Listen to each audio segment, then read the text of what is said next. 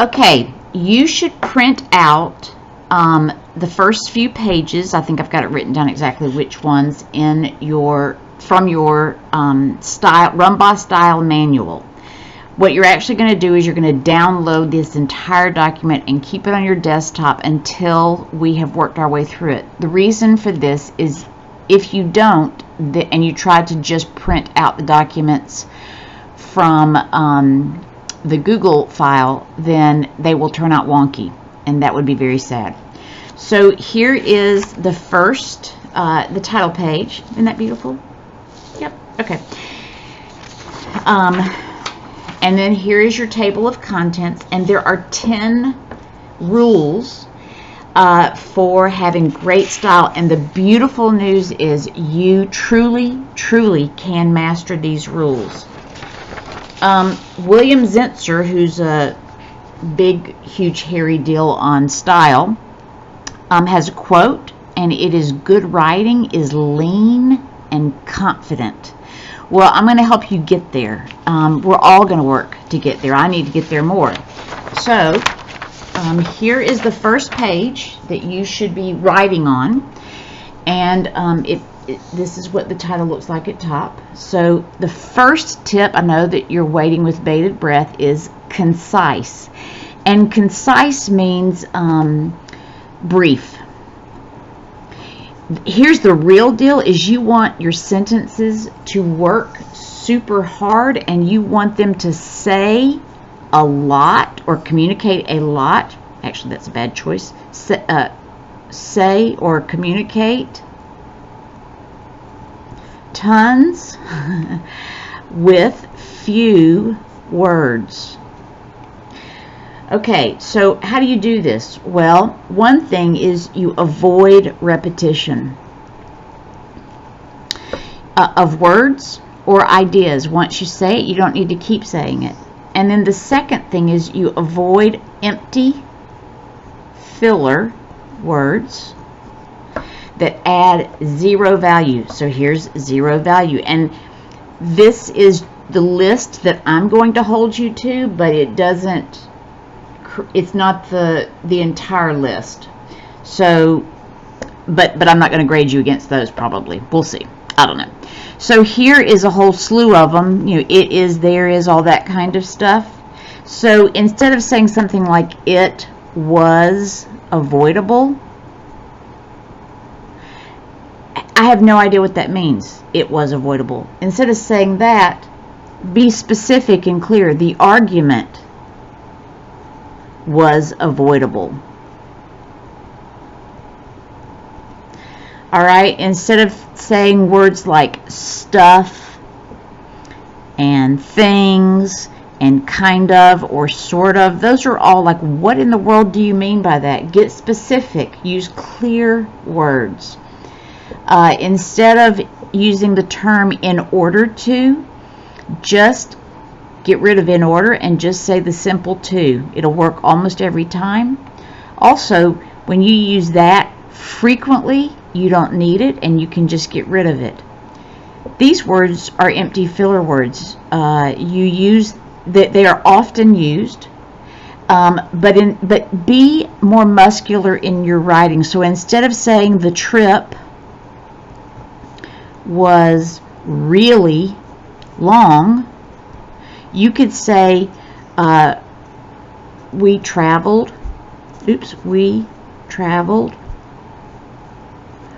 I think that's one L, for 15 hours. Or instead of saying he grew a lot, you could say he grew to be 6'4". Instead of saying she's very pretty, say she's gorgeous. So you're trying to nail what you mean more precisely. Also, always, never, completely, and entirely. Those are rarely true, so don't use those words. Here's another one. This is a personal pet peeve, but literally is almost always used incorrectly, just don't use it. When it comes to, think about this, when it comes to ice cream, I like strawberry. Well, just say, I like strawberry ice cream. Just get rid of that. And then any form of the verb to got, to get, gotten. Avoid all that. It's you can always come up with stronger and clearer verbs than that. So let's look at a few of these and come up with some more examples. So here are some empty filler words. They're vague and they're wordy. So instead of saying it takes time to write, be more concise. What is it? It's writing. Just writing takes time. Here are some things to and then things, that word we don't like, some things to consider. What about consider these? Not consider. Here's some things to remember. Remember these names. Just be more specific and clear. The professor gave a criticism of the artist's work. This can get leaner and meaner. The professor criticized. Employers want to hire people who have experienced lots of different things. Why do you need all that? That's just too much. Be more succinct. Employers want to hire, what's a word that can say all that? Maybe well-rounded individuals. What about this one? For his part in the cooking class group project, Malik was responsible for making the mustard sauce. Whoa, we can totally put that sentence on a diet and make it get down to this nice, slim, powerful size. Malik made the mustard sauce for his cooking class group project. Hello. All right, now, here we've got a very repetitive sentence, and we are going to make it more concise. So look at this. This summer we went to Italy and we went to Denver. Okay, went to and went to is repeated. The other thing, oops, we don't like that. The other thing we did this summer, we don't like a lot. We don't like it was. The other thing we did this summer was a lot of yard work. It was, we don't like so. See, really should be added so should be added to really and a lot and very. I'm sorry, I just keep making up new rules. All right, and also we've repeated summer twice. So let's make this lean and mean. How about this? And also went to, we can come up with better verbs. This summer we flew, hello, to Italy and Denver. Leaner, meaner. We also spent hours, instead of saying a lot of yard work, we spent hours sweating in the yard landscaping. In this sentence, I learned more details and more information in fewer words. That is your goal. Okay, now let's go to the next page. And this is tip 2. We're going to do 2 more tips, tip 2 and 3, and then you have an exercise to do. So look at my little picture. Ooh la la, he's Français. And tip 2 is choose le mot juste. Okay, le mot juste means the exact right word. You don't want to get somewhere close to what you want to communicate. You want to get to exactly what you want to communicate. So here is close but no cigar. I walk through the aisles of the bookstore, running my fingers across the yellowing papers to read the titles.